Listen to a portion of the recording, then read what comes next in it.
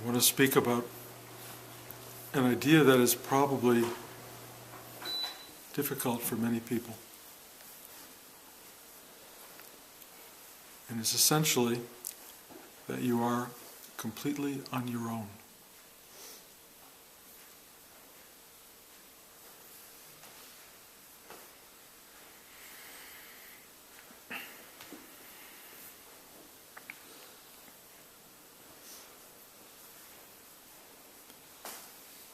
On the face of that idea, there's an extraordinary sense of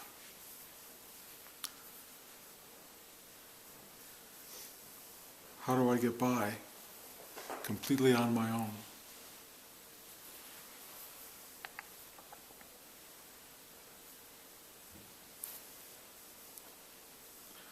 I lack skills.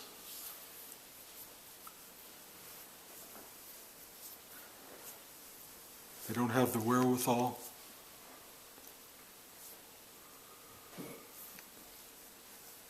I need my mommy, or whatever it is you may think you need.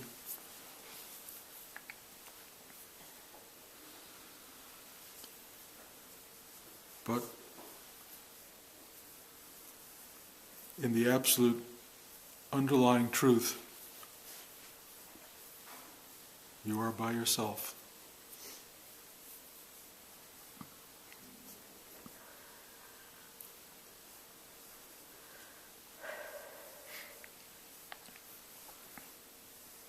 Now what?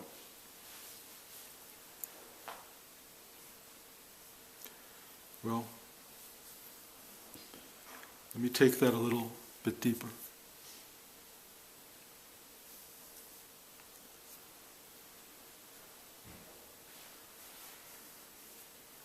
When I say you're on your own, most of you think that this is what you are. This is all you are. This is it. This body-mind construct is the self you have to rely on. And we all know from the beginning of our life that we are exceedingly dependent on others.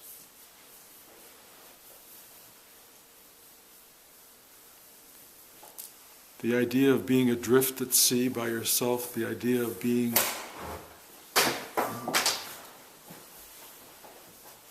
trapped under a rubble of a hurricane or a tornado, the idea of being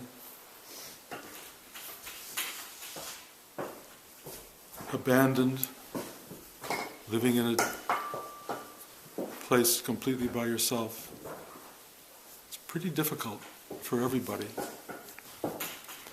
And the reason it's difficult is because we're so cut off from who we truly are.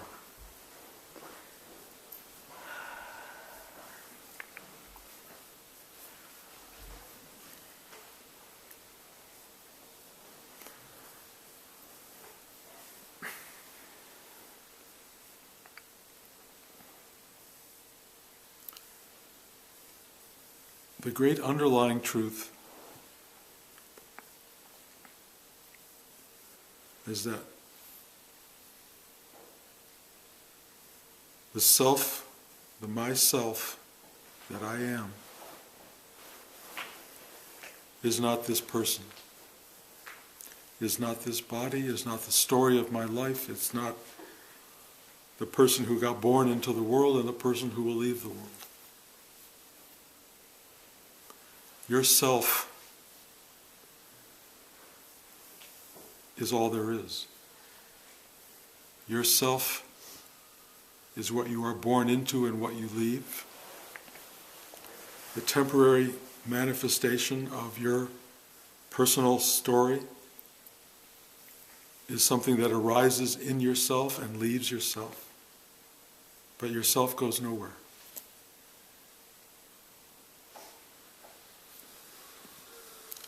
We all know this is impermanent. We all know this is temporary. We all know that we get born and we die.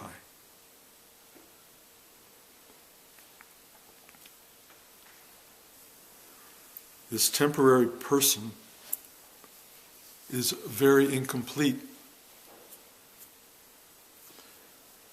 And it keeps looking for completion. It looks forward in friendship, in kinship, in family, in a significant other.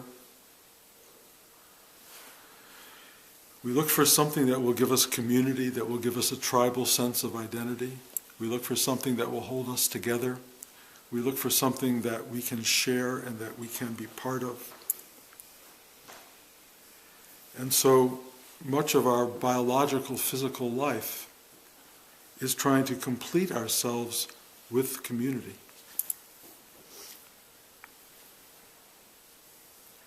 But underneath all that, we know we're all alone. We know it.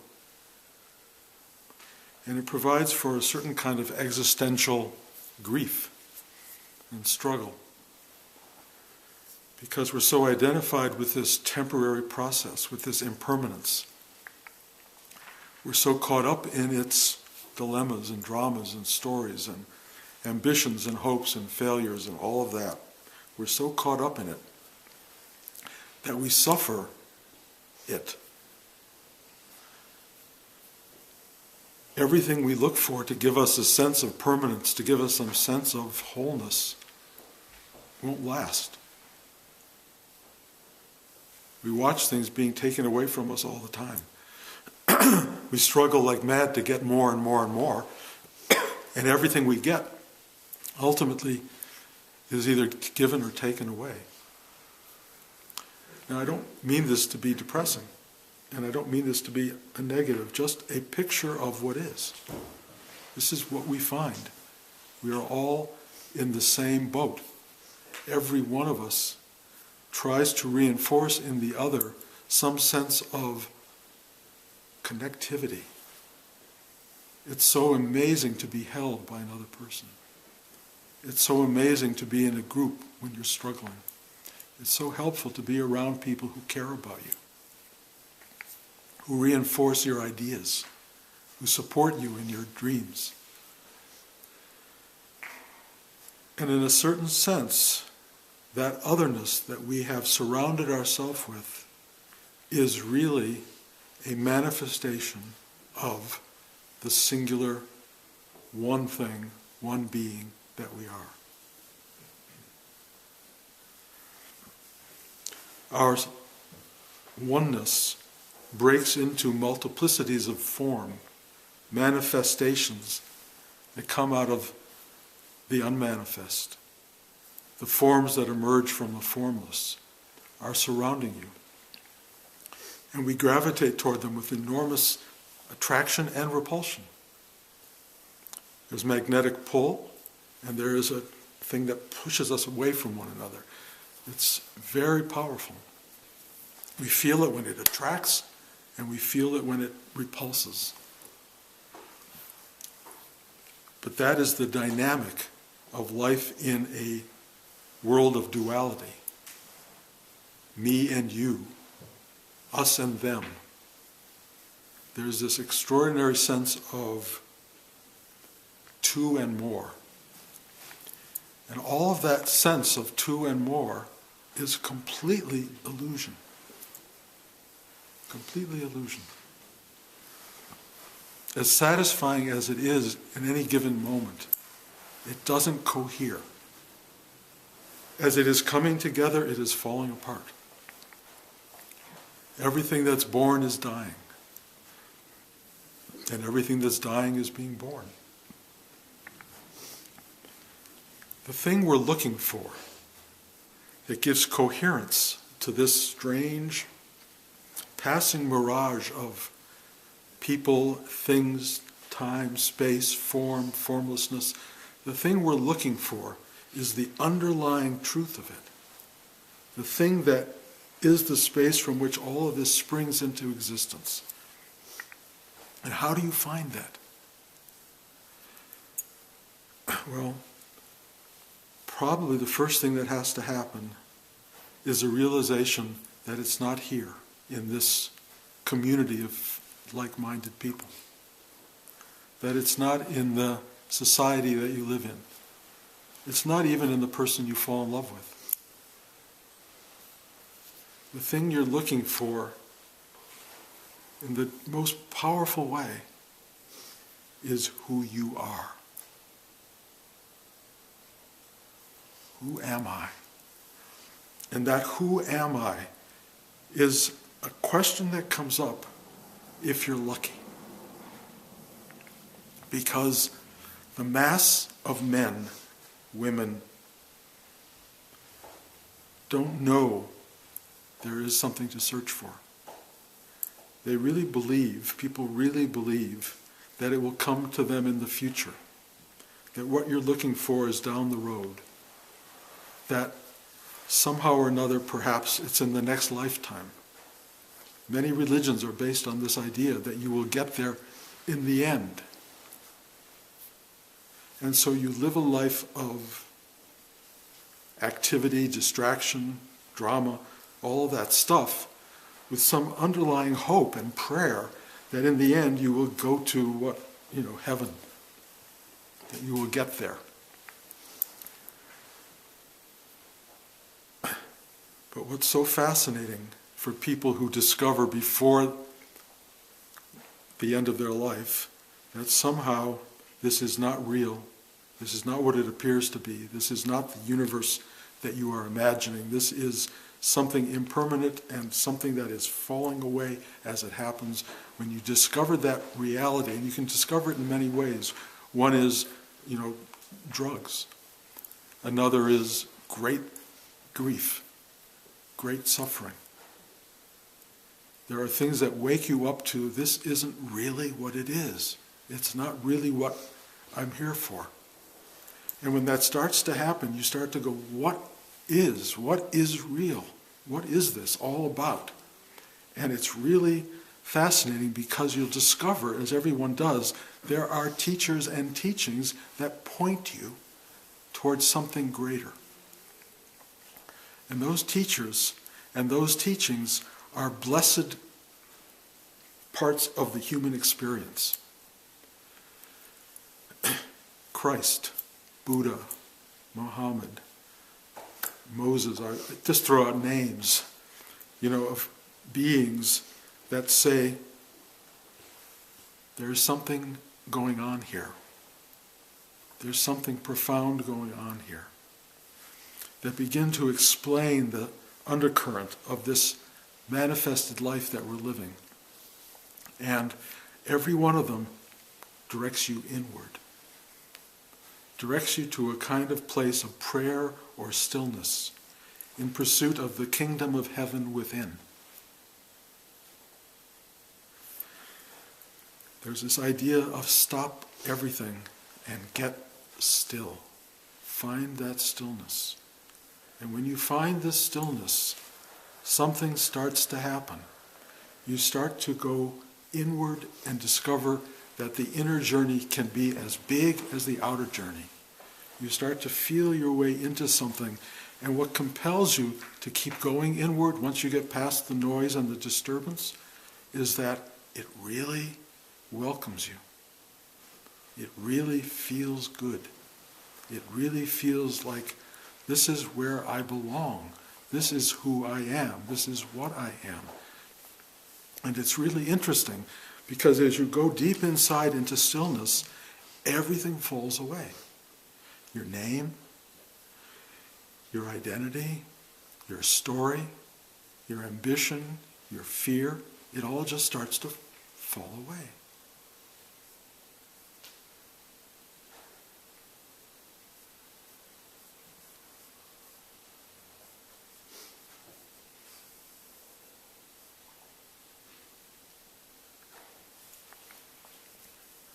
That is the journey into yourself.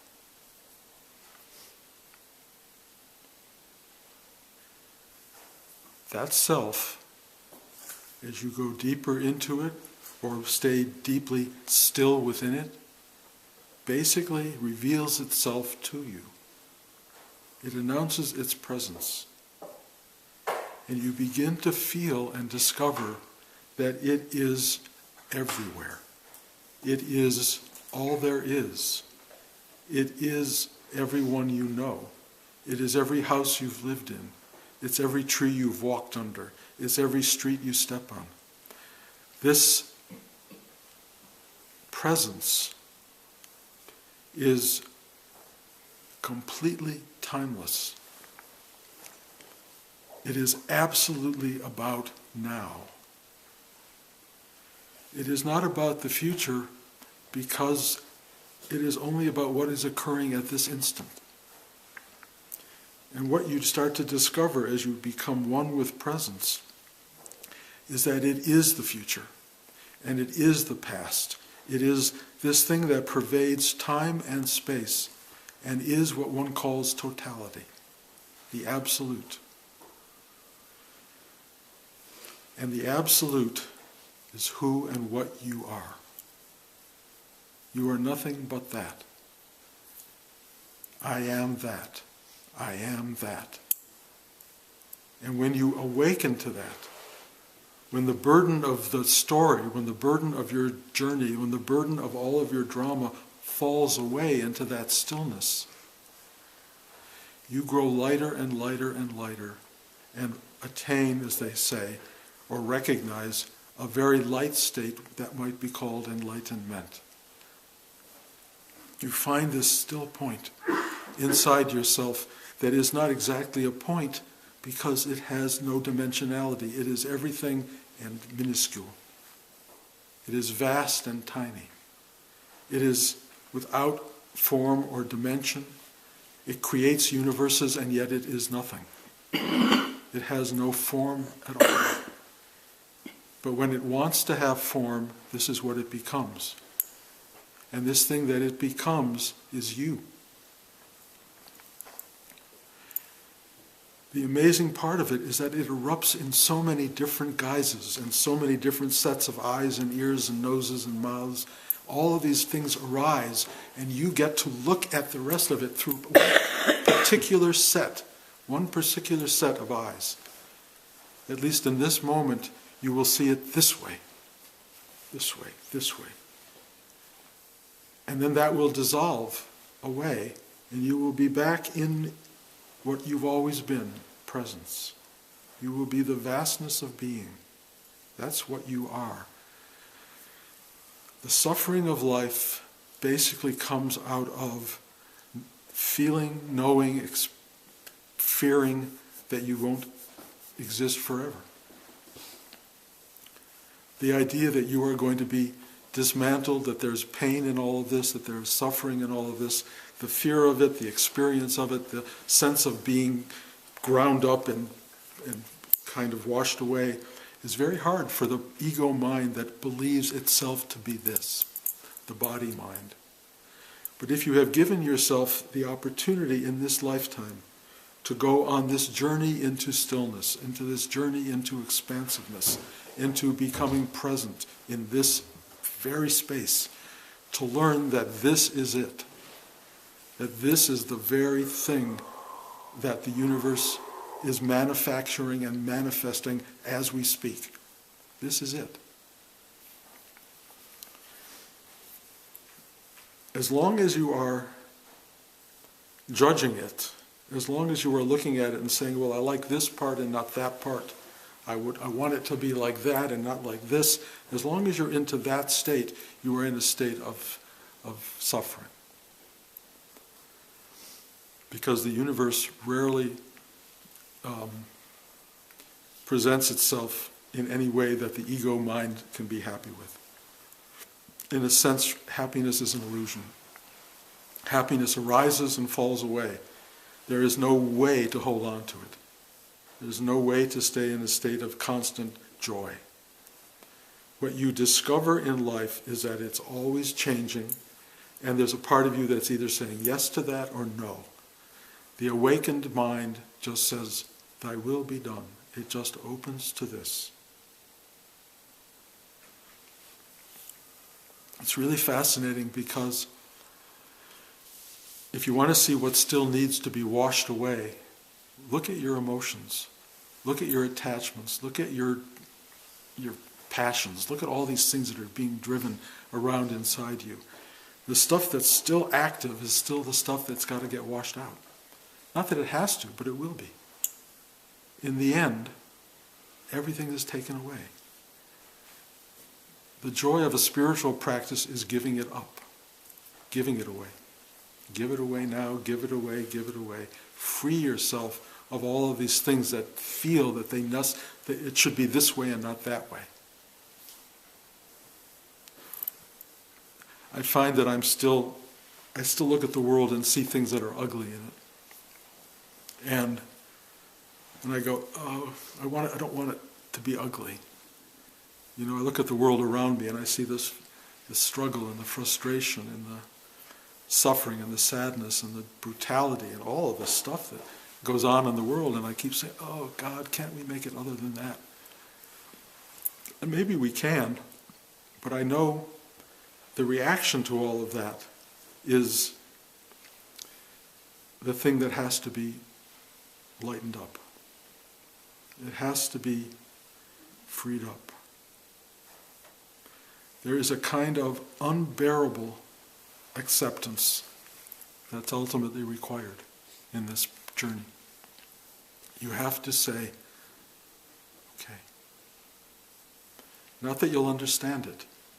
I don't think we'll ever understand it. I don't think it's comprehensible to the body-mind of a person. But there's something going on here that is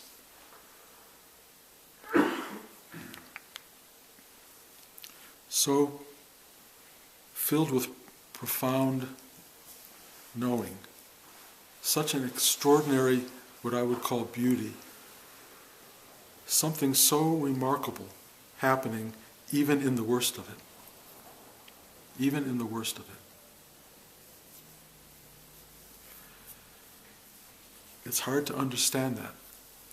It's hard to understand some of the suffering that we watch, and what does it mean, and how does it happen, and why would it be, and why is it coming into being. And all I can tell you is, if you approach it with the mind, you approach it with wishing it to be one way over another way, you will be in a state of conflict and difficulty, constriction, unhappiness. Ultimately, you have to go, or you don't have to do anything, but you can go, yes, to this. I am that. I am what I see. I am what is. I am what exists. I am the truth of being. No judgment. Somehow, if you have found yourself in a manifested state, it's manifested out of polarities. Yes and no, good and bad, positive, negative, high and low, up and down. That's the world we're in.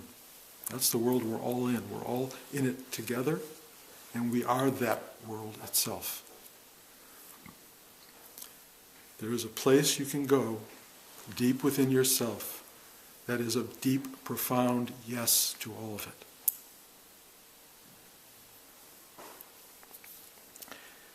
It's not a world you attain, it's a world that's already there. All you have to do is let go of the part of you that's not there. Let go of the part of you that's struggling. Ask for help to surrender. Ask for help internally. Let go, let go, let go. And then at some juncture, it falls away, and there you are. We'll call it awake. You're awake to all of this. What's really interesting in awakenedness is that none of it changes at all. But what happens is you live in this confluence of total beauty and total ugliness. You live with great joy and great sadness. You live with all the dualities in one place. It's the soup of you. It's the mixture. It's the stew. It's the mush of your existence. This is what we are. This is who we are. And when you finally reach that space of rich, dense being and light, simple elemental truth, that's all you find. And you know that that's who you are. It's what you are. It's all of this. It's this. It's nothing other than this. Completely, absolutely, truly this. And then you live that. You live that, knowing in a certain sense that it is timeless, infinite, endless being, presence.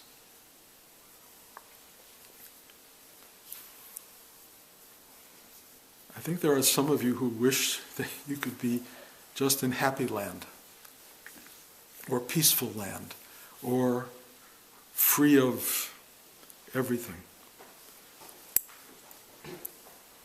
I can only tell you that you are free of everything, at the same time you are it. It's this idea of understanding that birth and death are simultaneous and the same. That freedom is just simply the yes factor, the yes, the allowing it to be. Again, there's nothing to attain, there's only to be, just to be.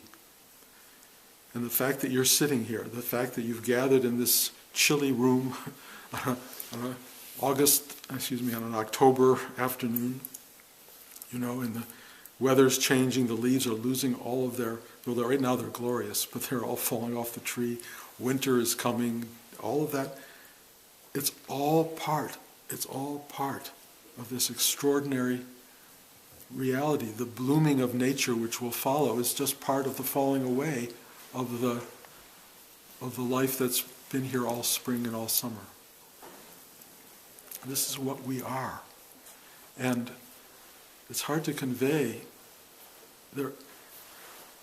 If you're looking for escape from this, the only escape, if you will, is that there's no one to react to it, in a sense. You are the mystery alive and well. You are the very essence of it. And that's what you come to. And then there's no you wishing it to be this way or wishing it to be that way. You just go. It's a holy state. It's a holy, divine state of being that is incomprehensible and mysterious to everything and everyone. But it is what it is, and when you're there, you know it. You know it. You are it.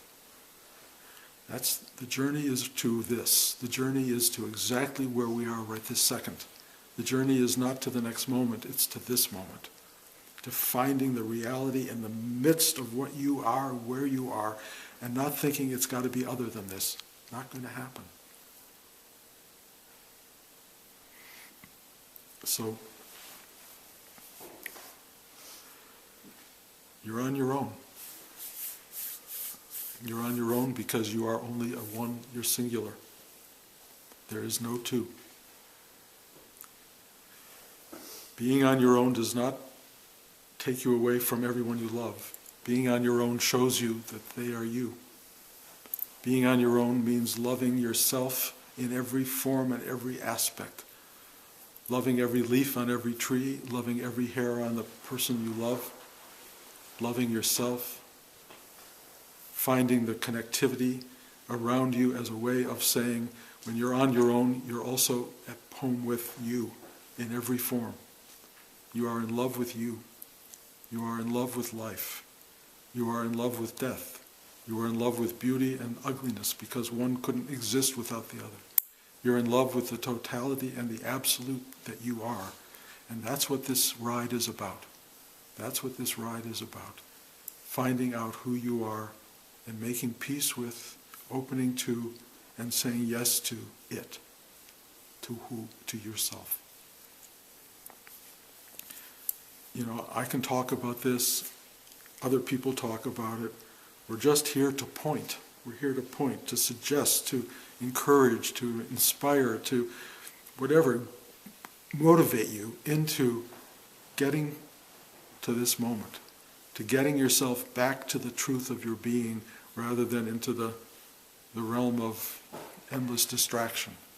Bring you back to yourself. That's the whole idea.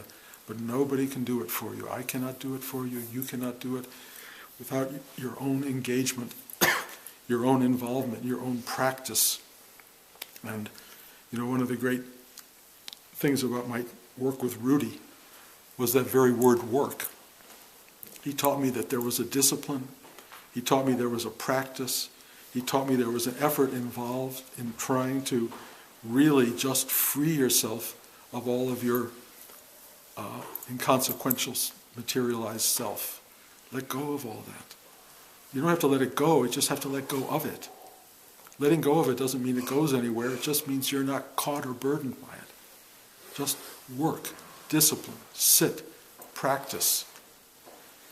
And then what happens at the end of practice is that you never stop practicing. And the difference between having a practice and being the thing you've practiced is that you get past the point where it's an effort to do it. There comes a point where you just are it. There is no doing. It's a day and night, 24 hours, 7 days a week. Being. There's no more trying to meditate. Life is meditation. There's no longer trying to get there. You've never been anywhere but there. That's the extraordinary nature of what we're called here to do. You wouldn't be sitting in this room if something hadn't called you to this. But now I'm telling you, when you leave the room, you have to be the one to do it. Whatever that means. If it means sitting, if it means not sitting, if it means walking, if it means writing your truth, drawing it, painting it, sharing it with others, whatever it means for you, do it. Because it's all part of this process that's unfolding in you and liberating you from your own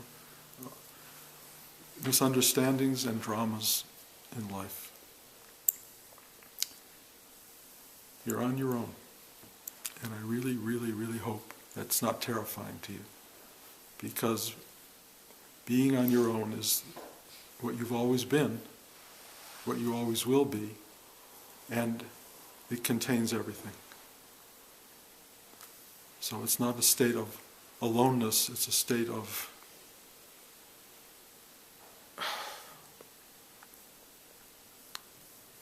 the deepest possible connectivity. It's what you want. It's really what you want. There is nothing more than what you want, and you already have it. And if you don't know you have it, get to work. Any questions?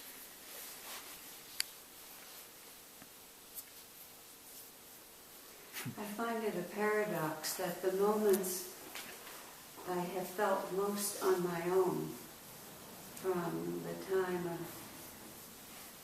being a little girl through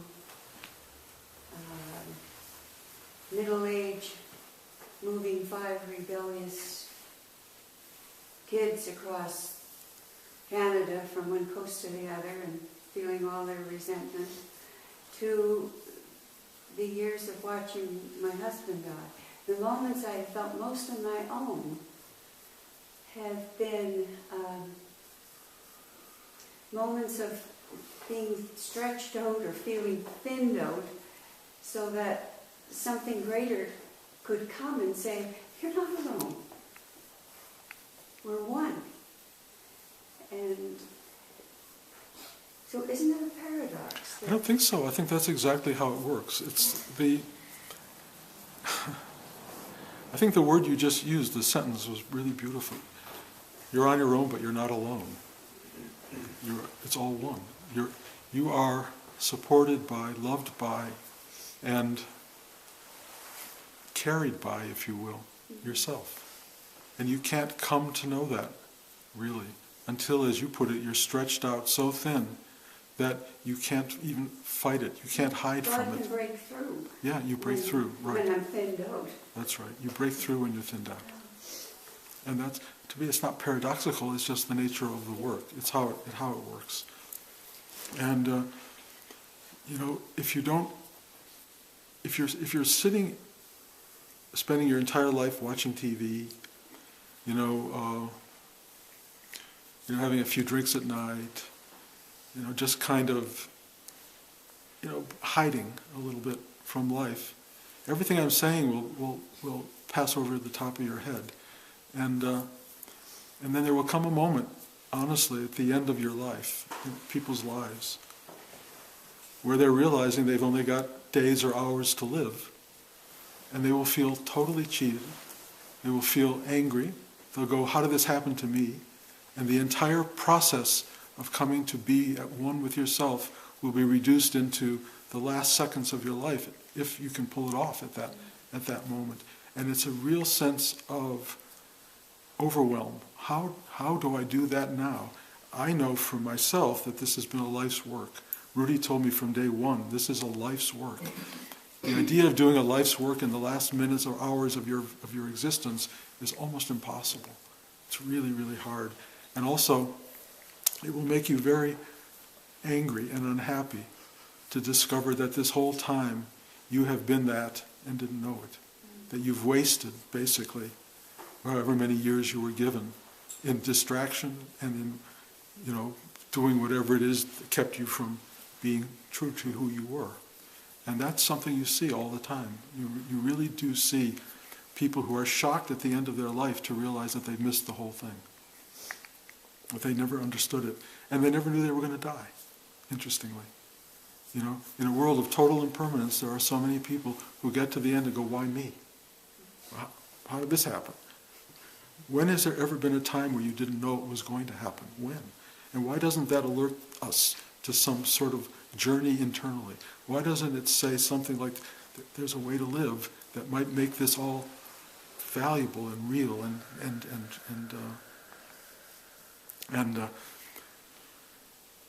appreciated? To get to the end of life and having never really appreciated it, having never really watched a sunset, or having really looked at a tree, or having really taken a walk, having never really done it, to be always distracted in every moment of your life and to miss what's going on all the time, that's the way people live. Literally. The radio's on all the time, the TV's on, whatever it is, they're always somewhere else. Getting to here is like an unbelievable revelation. It's a revelation. It's happening. I kind of say this every time, especially Big Indian. I don't know why. I come to Big Indian, I keep saying to you, this is it. This is it. It's not anywhere else but this. Wake up. Wake up now. And waking up isn't an intellectual thing. It's a...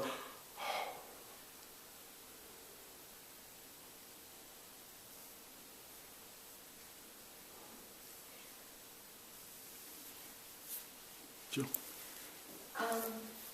While you were talking, it was kind of like I saw back 30 years when everything went wrong, so to speak. And it was like somebody started a bonfire with me.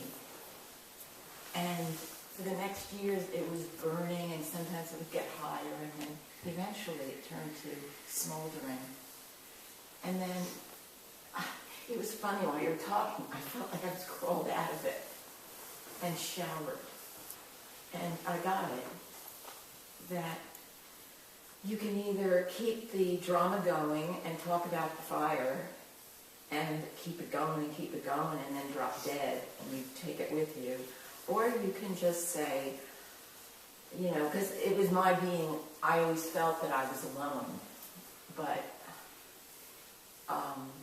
I think when I let it all go is when I finally figured out that you're alone, but you're not alone. And it really made me whole. If I didn't do the drugs, but I definitely did the pain. And letting it go instead of going, this one did this to me, and that one did this to me. It's kind of like so stupid, because it's always about us. It's not about them. It's always about us. So I guess I was born with a pack of matches in my pocket. Well, and that's a total gift. And Again, nobody would be here in this room who hadn't learned something along the way, that there's a hunger for the self that loves us. There's a hunger for the self that says yes to us, that tells us it's okay. And that's what's inside every person. You know, that thing that just truly loves you beyond all understanding and without any conditions. And it will put you through whatever it puts you through out of love. Because most people don't wake up without some kind of prodding. It can be gentle and it can be car crash-like. It'll be whatever it's going to be, but its goal is to wake you up. Wake up. Find this, because that's all there is, and because it's worth finding. And it's amazing. The thing you're looking for is happening every second. It's here. It's always here. And the fact that we don't see that, it's a shocking thing about what has to be done to each of us to make us aware of it. But it's the thing that loves you, and this is it. This is it. The three comments are so interrelated. Dale talking about stretching herself from one coast to the other and thin enough that it could just break through. And you talking about the lack of distractions, and you talking about being burnt up. And it's all about getting to the elemental, you know, the thing, this elastic thing that goes from coast to coast, and as it gets stretched thinner, it becomes more focused and more tensile. Learning to ignore these distractions, and most of the things that happen in life are distractions. And when we're really stressed, we say, I don't have energy for the distractions anymore. I have energy to solve my problem. And her bonfire, when you just get down to the ash and just, you know, you'll find a few hard pieces of charcoal that survive. It's, we get involved. Maybe it's the idea that of what energy is, that we don't have the idea that energy within us is where it's combustible, it's fission, you know, it's going and it's burning itself, and we think we have energy to spare, and it disperses.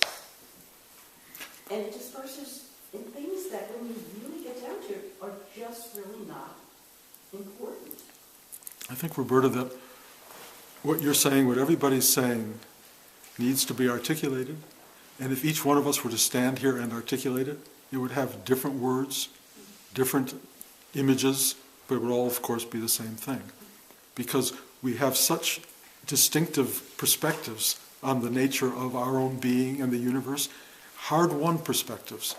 But those perspectives, when we start to begin our own journey on our own, those are the things that teach us. And when you speak your journey to another person, you can tap into that part of their journey that will begin to make them start to address their truth, your own ride. You know, and so many people they're not there yet. And so people who are sitting here, if everyone in the room, if I were to put the camera on everybody, you would be able to probably start to articulate what this is for you. And how can I take responsibility for my particular journey? How can I do it? And all I'm trying to do is inspire you to do that. Just do that. You know, it's your ride. It's nobody else's ride. No one's going to do it for you. And in the end, you either arrive at now or you don't. I mean, at some point, life, in its ending, there is no future. The incredible thing about end of life is future is non-existent. You are at now. It's like the black hole, but it's not a black hole. And now, the now that we're in at this very moment is not other than that now. It's just if you learn to make peace with it now, if you learn to embrace it now, it just expresses its infinite nature. And that's what we're all learning how to do. And this group, this gathering here, is a process of all of us working it, sharing it, acknowledging it, being it. And hopefully from that, everyone will walk home and start to flower. Start to return to the moment that they're really in. That would be a gift for everybody, and for the world, in fact, Because people who live in present tense are a gift to the world. I have a friend that has taught me every time anything's going on, she just says, this is what's happening, and it's okay. Yeah. No matter, Yeah. you know, and that's really helped me. That's a very it's simple, real thing to do. You know, to just go, one, you're not doing it, it's happening.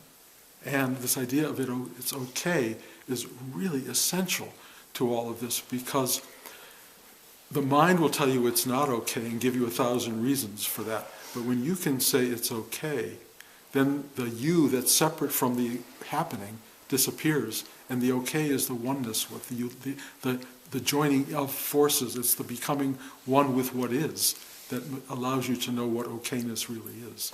So it's a great line. It's a great gift. Okay. We'll break for lunch. We'll reconvene at around 3. There will be dinner tonight at 5:30 at the, Brios. what's it called? Brios. Brios in Phoenicia. A few little things. We're now, of course, renting this hall, cold as it may be. And we ask people, if they can, if you're not available to, put in $10 in that little box in the front, and that will help us pay for this space. And, you know, Blanche and I will make up the difference. And then dinner tonight is also, we ask people for $20 if you have it, to put it in a pot for the dinner.